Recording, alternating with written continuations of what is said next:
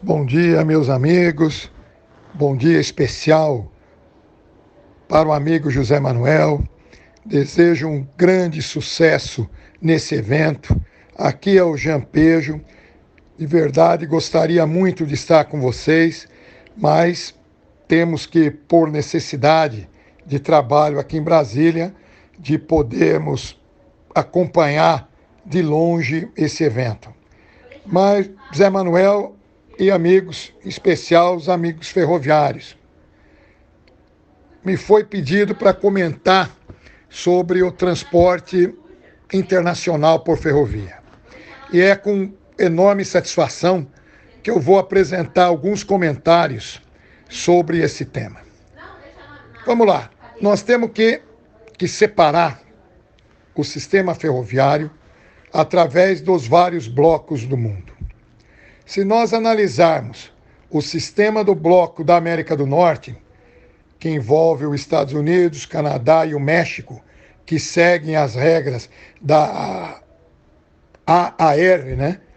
American Association Railroad, existe um sistema que é bastante voltado para o modelo de carga, um sistema que tem tido bastante sucesso e que funciona dentro do regime de autorizações que foram efetivadas há muitos anos atrás, mas eu devo observar para os senhores que nos Estados Unidos existe o serviço de trens de passageiros intermunicipais, interestaduais, que são operados pela Amtrak.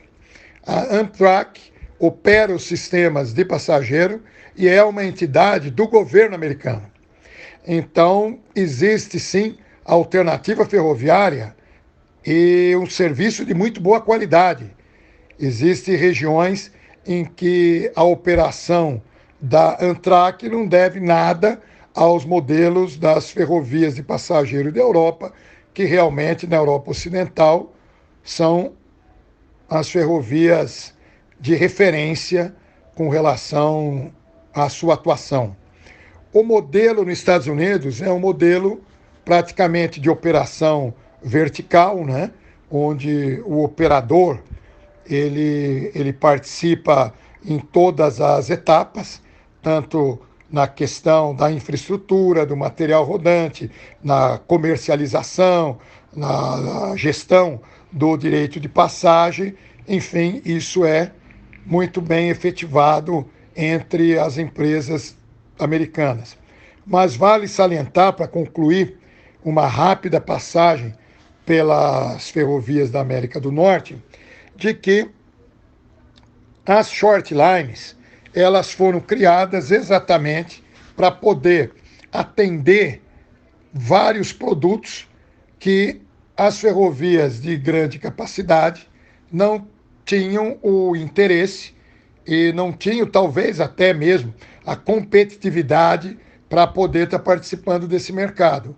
E é interessante dizer que esse mercado é um mercado muito forte, que representa em extensão praticamente um terço da rede americana, e em transporte ele chega perto de movimentar 600 milhões de toneladas, ou seja, praticamente o que se transporta aqui no Brasil. Agora a gente caminhando em direção ao sul, pegando as ferrovias da América Central, realmente as ferrovias da América Central têm um desempenho muito frágil, né? Com alguns sistemas praticamente sem operação, como é o caso da Guatemala. A Costa Rica tem um sistema operacional que é bastante frágil, realmente não é ancorado em nenhum grande produto, mas vale salientar que é uma operação que envolve também a operação com trens de passageiro. O sistema de Cuba, que é o sistema mais velho da América Latina, é um sistema que tem uma operação normal. Não é uma ferrovia desenvolvida, mas opera passageiros e cargas, tendo dentro do ambiente centro-americano uma participação mais expressiva. Quando a gente vem para a América do Sul, vamos comentar um pouquinho mais fora do caso brasileiro, depois o caso brasileiro a gente comenta no final a parte, mas os sistemas ferroviários da América Latina vêm padecendo muito, até pela questão das várias modificações políticas que vêm acontecendo com o setor da infraestrutura ferroviária. Muito parecido com aqui no Brasil, o que é o ponto forte da ferrovia na Colômbia são commodities. Só que aqui a commodity principal é o minério de ferro, lá na Colômbia é o carvão. Então o carvão é o carro-chefe da ferrovia colombiana. O serviço de trens intermunicipais também é bastante frágil. Com a Venezuela ocorre como principal produto de operação minério de ferro. Vale observar que dentro do ambiente do transporte metropolitano, a América Latina é muito parecido. Existem sistemas de metrô que operam muito bem, sistemas de metrô de características importantes, sistemas de metrôs, alguns deles recentes, e que, para o passageiro metropolitano, a ferrovia tem tido, sim, uma participação importante, como ocorre também no Chile. No Chile também vale observar que, de novo, o carro-chefe são as commodities. Então, as commodities no Chile, o cobre tem uma participação expressiva. E no caso da carga geral, e aí incluindo o Brasil, até adiantando o comentário sobre o Brasil, a participação é muito pequena. Podemos considerar que é uma participação bastante pífia, com praticamente esses produtos sendo transportados através de caminhões em rodovias. A Argentina é um sistema que buscou uma recuperação nesses últimos 3 anos. O sistema da Argentina teve um período de concessão nas décadas de 90, tal qual aconteceu aqui no Brasil, mas o processo lá foi um fracasso. Foi um fracasso porque, se aqui no Brasil tinha o minério de ferro para se ancorar a grande produção dos grãos agrícolas para exportação, isso tornou a ferrovia daqui em condição mais atrativa para o setor privado do que ocorreu na Argentina. A Argentina, por uma política de exportação da sua agricultura, que também é forte, a Argentina é o terceiro produtor de soja no mundo, mas o modelo da concessão privada foi muito mal. E isso fez com que o governo argentino, no último ano da administração Kirchner, fosse retomado para o Estado e adotando-se para o sistema de carga também o modelo horizontal. Então, a Argentina é o único país da América do Sul que tem o seu sistema muito parecido com o europeu, que nós vamos falar daqui a pouco, que é o sistema horizontal, onde, no caso da Argentina, o governo é o dono da infraestrutura, é o sistema que aluga as faixas para que os operadores, seja operador público ou seja operador privado, participa desse processo. Essa empresa na Argentina chama ADIF, e essa ADIF é uma empresa estatal que vende aí não podemos chamar direito de passagem, né, dentro da nomenclatura brasileira, mas vende o Open Access, a livre passagem de vários operadores.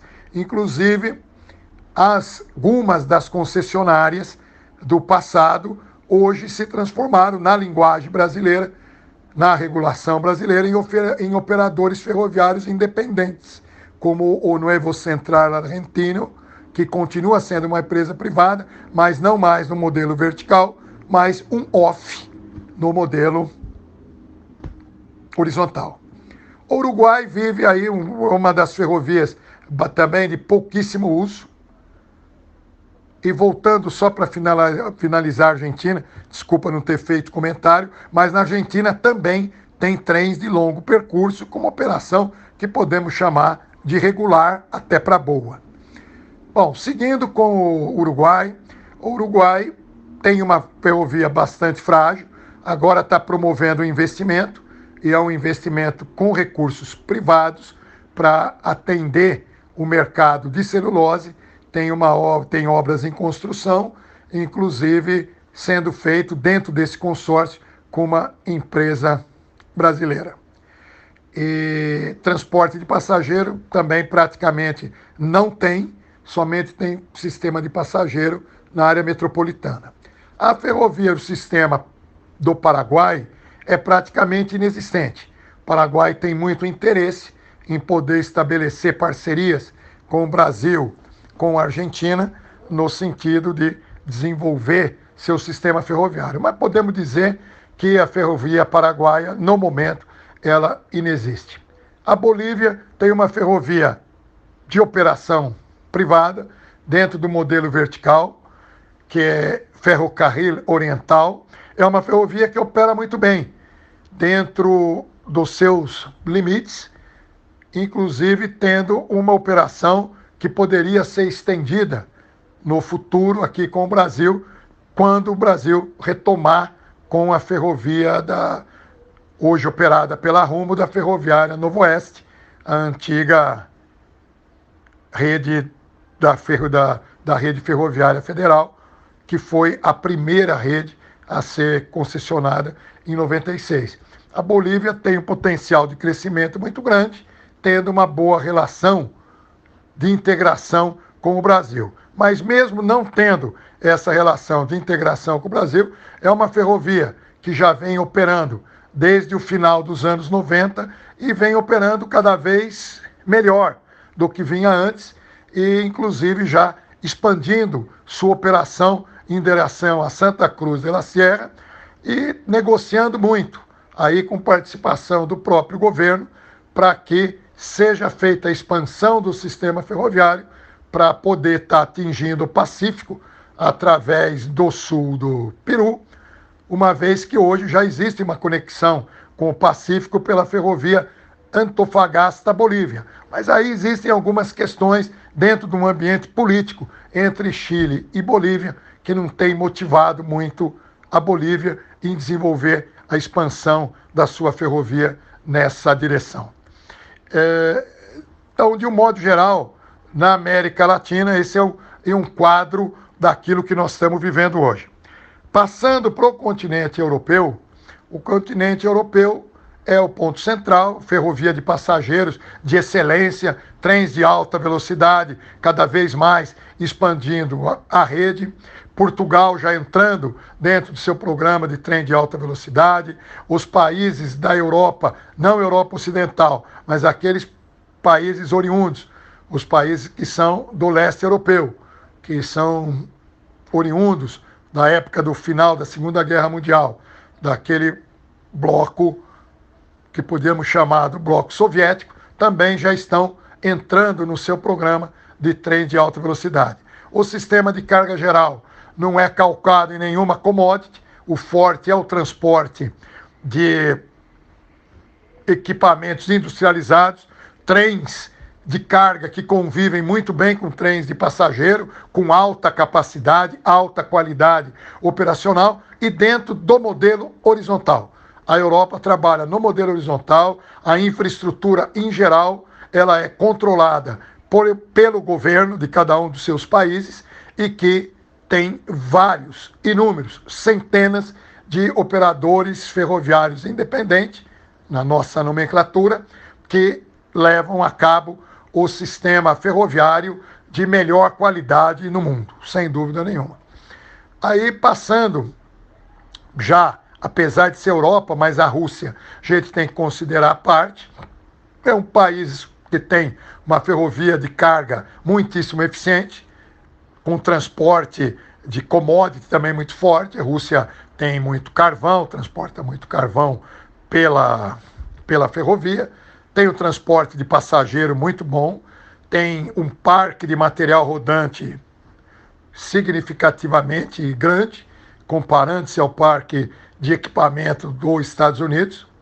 Então, uma ferrovia também desenvolvida, buscando sua conexão com a China também. Vale observar que para aqueles que sempre têm muita dúvida com relação às bitolas, né? Nós não temos tempo nessa apresentação que estamos fazendo de citar as bitolas de cada um desses países, mas de um modo geral, a Europa trabalha na bitola de 1,435 da Standard, a China trabalha na bitola de 1,435 Standard e a Rússia trabalha com uma bitola de 1,55 m, que é especial da Rússia, mas que tem integração com todos os demais vizinhos, seja no lado europeu, seja no lado chinês.